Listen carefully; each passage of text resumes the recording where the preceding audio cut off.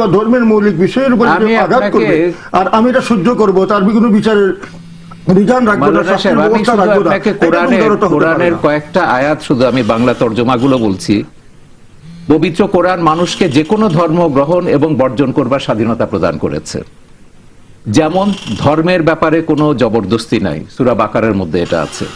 যার ইচ্ছা হয় বিশ্বাস করুক, যার ইচ্ছা হয় অস্বীকার করুক, সূরা কাহফের মধ্যে এটা আছে। আপনি তো বাংলা বই থেকে বলছেন, আমার বই থেকে এগুলো ইসলামী ফাউন্ডেশনের অনুবাদ থেকে আমি বলছি। ইসলামী ফাউন্ডেশনের অনুবাদের যে মূল থিম যেটা, সেটাকে আপনাকে বুঝতে হবে। সেটা হইল যে কোন ধর্ম গ্রহণ করার ক্ষেত্রে কাউকে বাধ্য করা যাবে না, কিন্তু ধর্ম গ্রহণ করার পরে ধর্ম ত্যাগ করা হবে এর অর্থ এই নয়। লা ইকরাহা ফিদ্দিন, অর্থাৎ ধর্ম গ্রহণ করার ক্ষেত্রে কাউকে বল প্রয়োগ করা যাবে না, এটা হলো তার অর্থ। আপনি কোথা থেকে আনছেন সেটা আমি জানি না, আমি তার একুরেট। আমি লা ইকরাহা অর্থ হইল কোনো জবরদস্তি নেই ফিদ্দিন, দিন গ্রহণ করার ক্ষেত্রে। তো আপনি জবরদস্তি করছেন, কিন্তু না আমি কাউকে আপনার খোলা চিঠিতে তাহলে আপনি অজয় রায় সম্পর্কে কেন আপনি একটা ঘটনা দেখান যে কোন আলিম ওলামা বা মুসলমান রাষ্ট্র আরেকজন কাফেরকে ও মুসলমানকে জোর করে মুসলমান বানিয়েছে? গত মাসের ঘটনা, এই দেশে 8 থেকে 10% অমুসলিম আছে। বাংলাদেশে কেউ কোন অমুসলিমকে জোর করে ইসলাম ধর্ম অমুসলিম শুধু না, আপনাকে আমি বলি মুসলমানকে আপনি মুসলমান বানাচ্ছেন।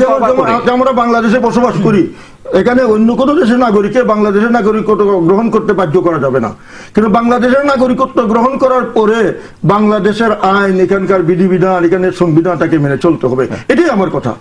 তাহলে আপনাকে বলি, খবরের কাগজে বেরিয়েছে বগুড়ার একটা গ্রামে গত মাসে জামাতি ইসলামী আওয়ামী লীগের 13 জন কর্মীকে মসজিদে এনে তওবা পড়িয়ে মুসলমান করেছে। পত্রিকা আপনি বিশ্বাস করেন? সব কথা মানেন আপনি? না, তাদের বিরুদ্ধে মামলা হয়েছে, তাদের বিরুদ্ধে মামলা হয়েছে এবং তাদেরকে সে মামলা হিসেবে করতে হবে। এই দেশে কি সব মামলা সত্য হয়? না।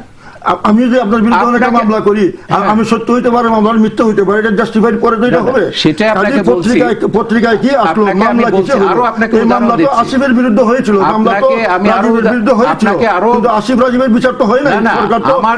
সরকার তো নির্দেশিকা মানে না, হাইকোর্ট যে মাওলানা সাহেব হাইকোর্ট যে নির্দেশিকা দিয়েছিল রাজীব